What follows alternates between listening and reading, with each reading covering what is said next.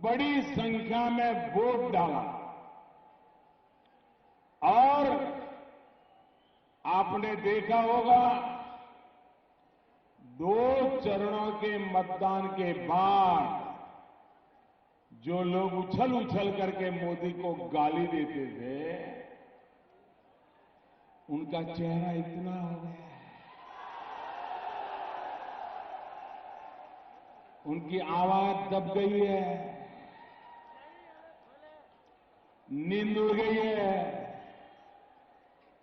कि पहले 2 चरण में एक तरफा समर्थन, फिर एक बार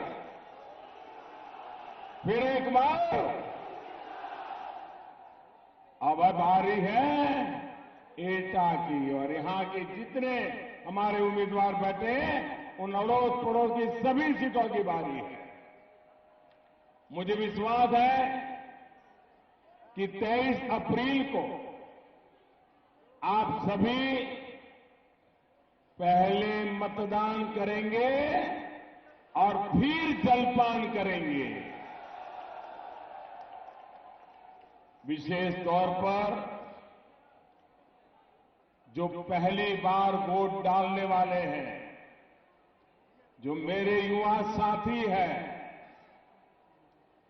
जो 21वीं सदी में पैदा हुए हैं और 21वीं सदी का भाग्य निर्धारित करने वाले हैं,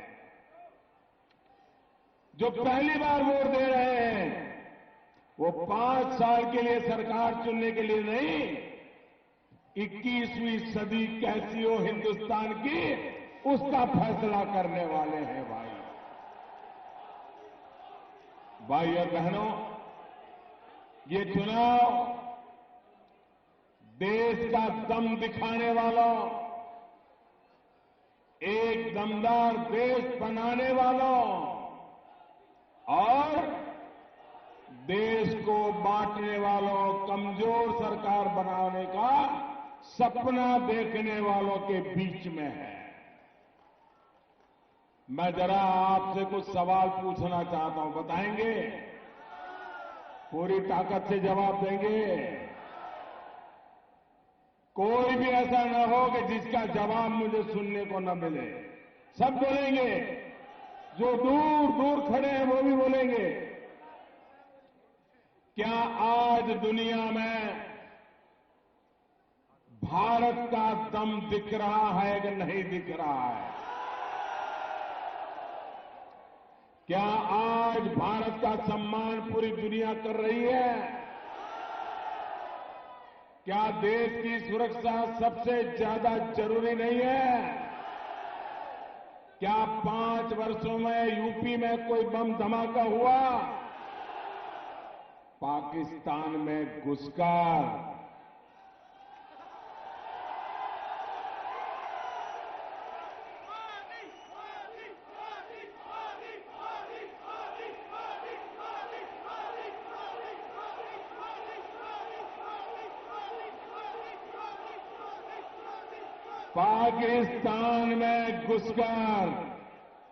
आतंकियों को मारा।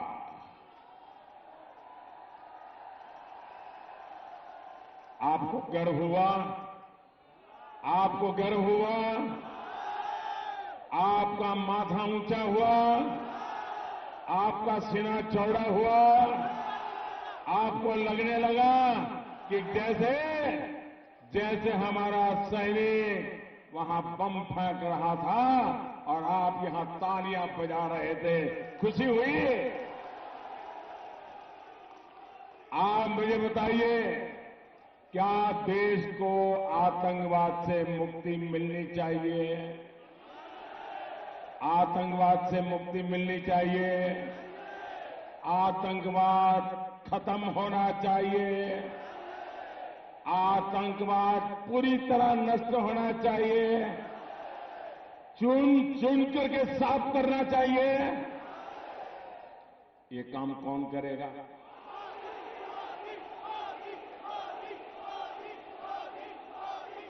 ये काम कौन करेगा? ये सपा वाले कर सकते हैं क्या? कर सकते हैं क्या?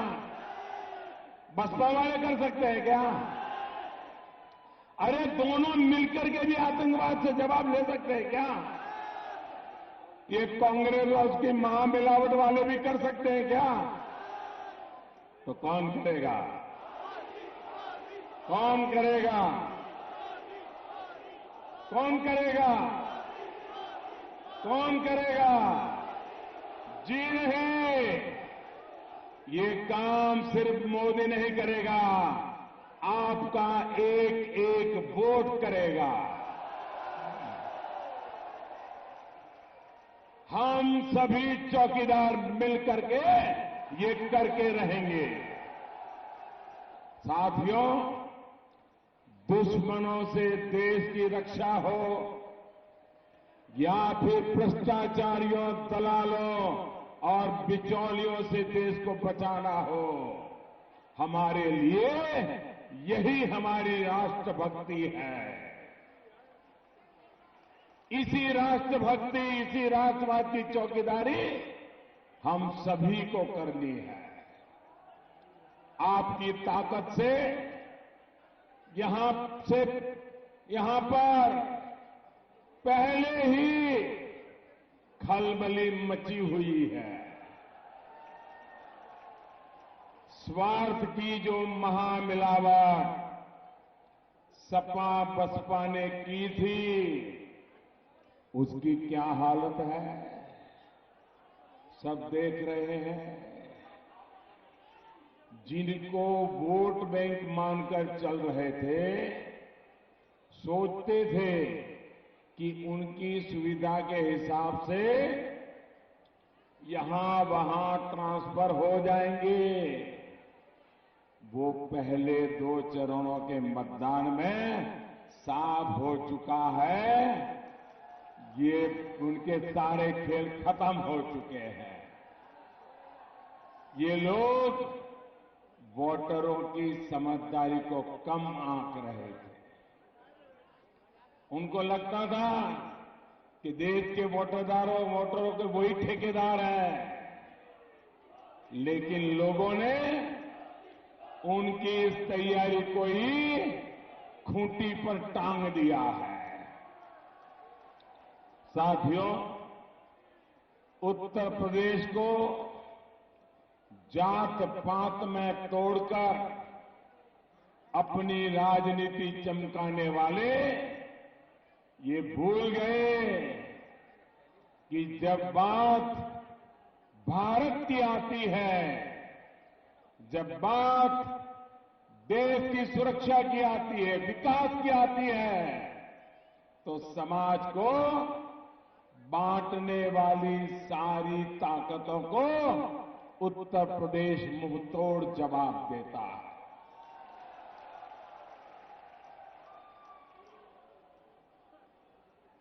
एक जमाना था, इंदिरा जी समेत सबको घर भेज दिया था। ये दोबारा वही माहौल बना है। ये महामिलावटी सबको उत्तर प्रदेश घर भेज देगा। उत्तर प्रदेश के लोग, कुछ लोगों के परिवारों के निजी स्वार्थ, उत्तर प्रदेश के लोग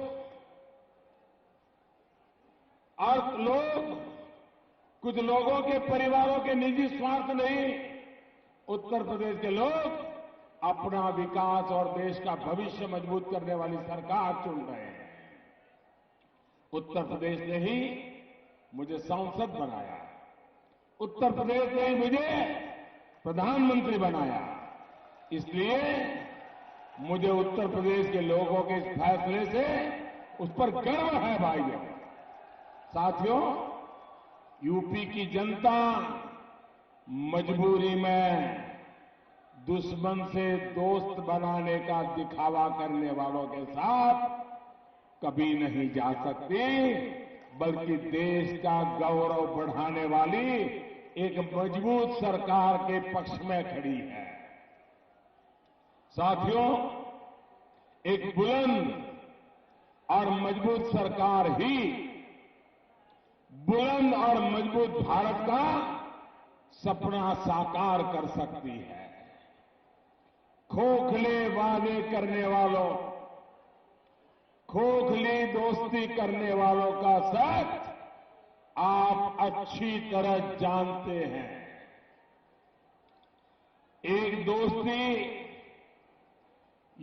उत्तर प्रदेश के जब विधानसभा के चुनाव चल रहे थे, एक दोस्ती यूपी चुनाव के समय भी हुई थी और चुनाव खत्म हुआ, दोस्ती भी खत्म हो गई और दुश्मनी में पलट गई। अब एक दोस्ती फिर हुई है, लेकिन इसके टूटने की तारीख भी तय है। आपको बताओ, ये फर्जी दोस्ती टूटने की तारीख बताओ। ये फर्जी दोस्ती कब टूटेगी, तारीख बताओ। आपको मालूम है कब टूटेगी? 23 मई दिन गुरुवार ये फर्जी दोस्ती फिर से टूट जाएगी और इस दिन बुआ और बबुआ,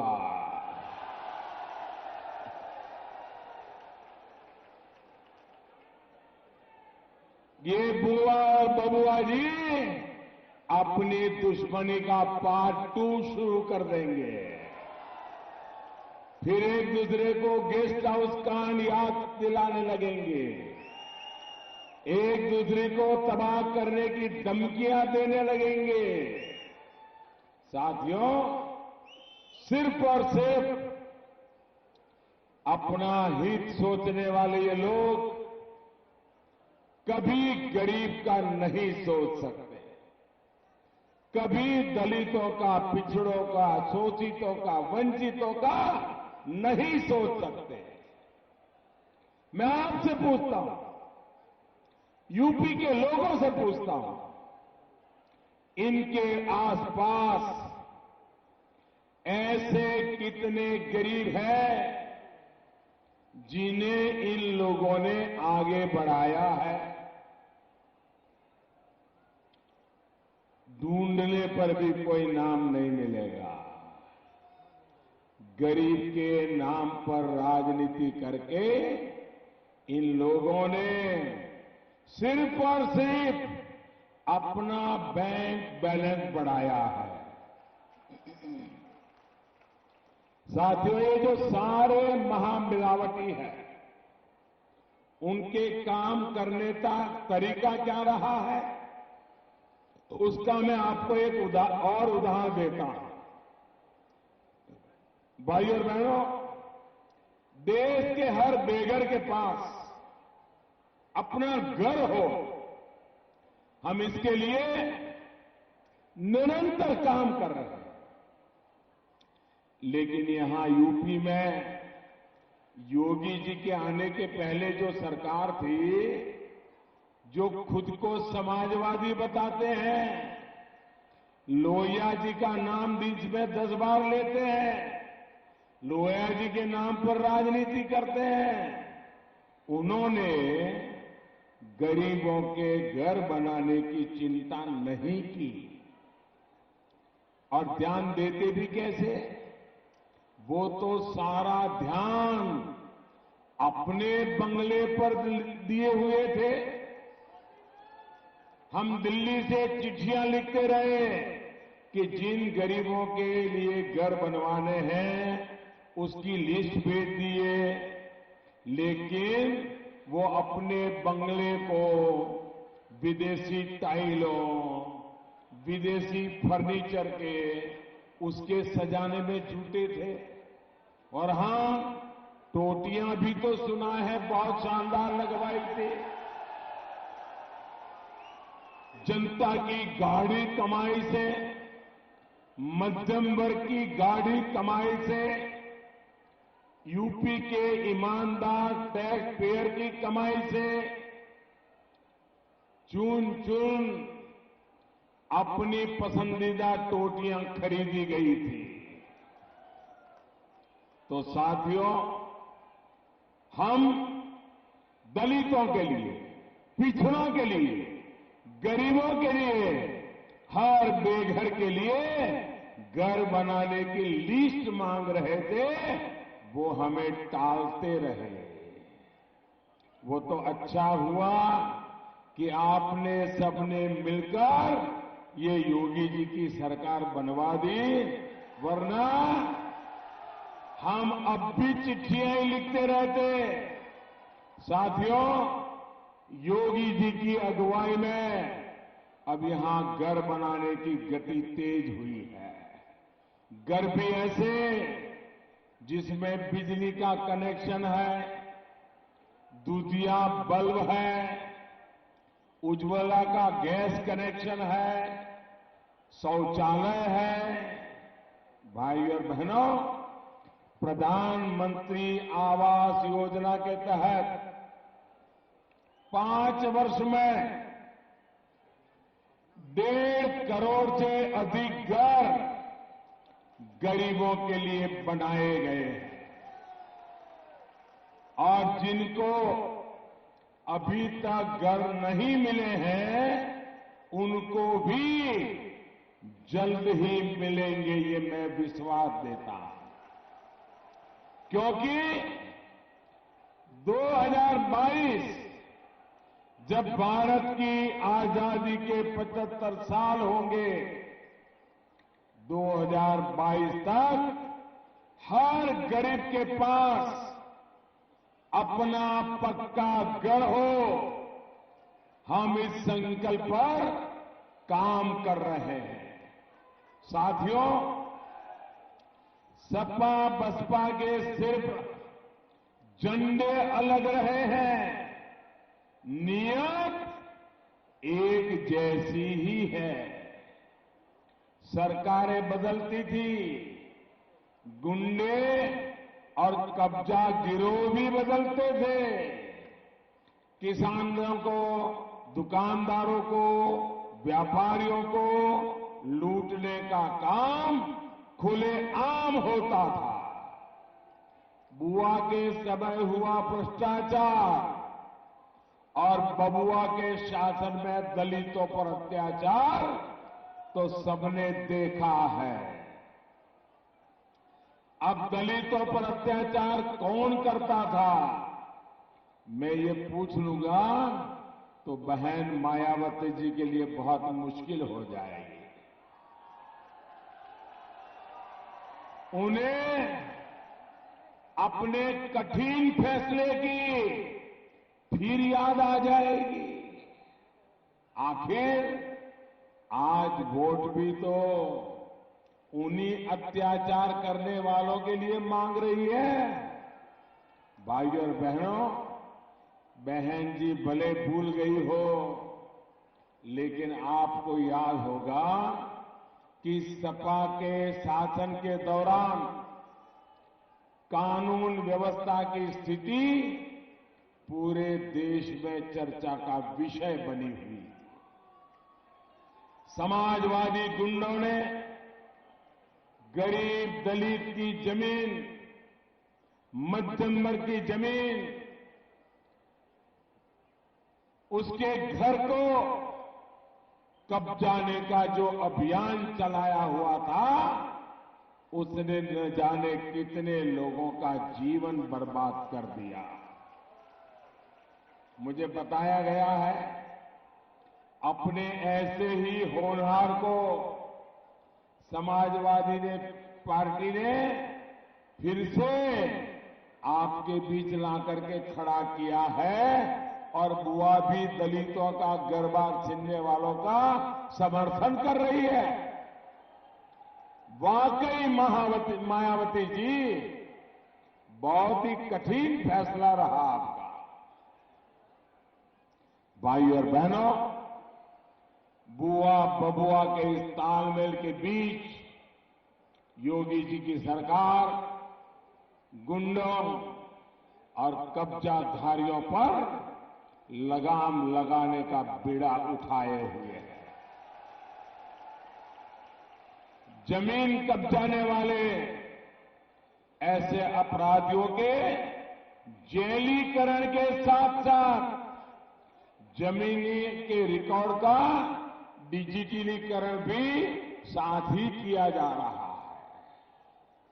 तकनीक के आधार पर हम ऐसी व्यवस्था पूरे देश पे लागू कर रहे हैं जिससे कोई भी किसी की जमीन पर जबरन कब्जा कर न सके। भाइयों और बहनों, याद करिए उस दौर में बहन बेटियां कितनी असुरक्षित थी। हमारी बेटियों का कॉलेज जाना, स्कूल जाना तक मुश्किल हो गया। बहनों बेटियों के सम्मान और सुरक्षा की इनको कितनी चिंता रही है, ये पूरे देश ने कुछ दिनों पहले भी देखा है। मैं फिर कहूंगा, वाकई बहन जी, आपका फैसला बहुत कठिन है। इसकी निंदा तो छोड़िए, उन्हें ऐसे लोगों के लिए भी वोट मांगना पड़ रहा है और इसलिए फिर आपको याद दिलाऊंगा, दोस्ती टूटने की तारीख मत भूलिएगा। कौन सी तारीख? कौन सी तारीख? याद करिए, कौन सी तारीख? 23 मई गुरुवार। इधर फिर एक बार मोदी सरकार बनी, उधर दोस्ती टूटी। इन फर्जी दोस्ती वालों पर अपना वोट कोई बर्बाद नहीं करेगा, ये भी मैं जानता हूं। साथियों, यूपी में हो रही स्वार्थ की राजनीति से अलग भाजपा और एनडीए के हमारे साथी उत्तर प्रदेश के विकास के लिए पूरी ईमानदारी से काम कर रहे हैं। जो पीएम किसान योजना, इसका भी सबसे तेजी से और सबसे अधिक लाभ यूपी को ही हुआ है। यूपी उन प्रदेशों में है जहां करोड़ों किसान परिवारों को पहली और दूसरी किस्त का पैसा बैंक खाते में मिल चुका है। जिनको अभी किसी कारण से नहीं मिल पाया है, उनको भी बहुत जल्द मिल जाएगा। इतना ही नहीं, 23 मई को जब चुनाव परिणाम आएंगे, आप जब फिर एक